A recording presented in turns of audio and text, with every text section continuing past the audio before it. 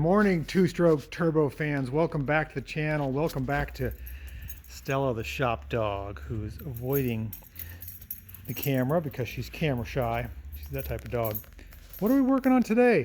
We're working on a Kia Niro. This is a plug-in hybrid.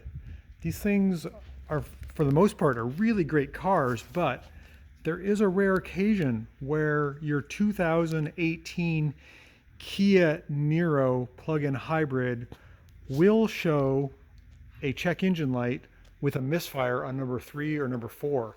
And if that's the case, you got a problem. It's a pretty serious problem. There's an EGR malfunction which requires the cylinder head to be replaced by the dealer. If that doesn't work, or if you can't get dealership attention because the car is out of warranty, like this one that has 92,000 miles on it, I have a little bit of a patch that may or may not work. So these are the spark plugs. These are iridium spark plugs. They're NGKs. See if I can focus in on that. There you go. They are the ILKR 8Q7s, and they are iridiums. You can see the iridium number on there. We're going to upgrade this fella to rutheniums. These are ultra high ignitability spark plugs. I have ruled out the coils. I have ruled out the plugs for the most part. These have, if you look really close, oh, I don't know if I can focus in on that or not. Do you see the electrode there? It has ruthenium on the ground strap as well as the electrode. Pretty neat.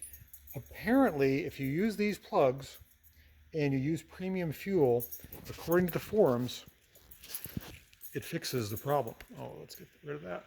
Stella is going to sniff it out. She's my shop dog. She's figuring out the problem. But that's what we're going to try, because a $4,000 cylinder head job does not make sense on this car. Even though it's a nice car, that's just not right. So we're going to try the spark plugs and premium fuel and see if we can keep this thing from misfiring.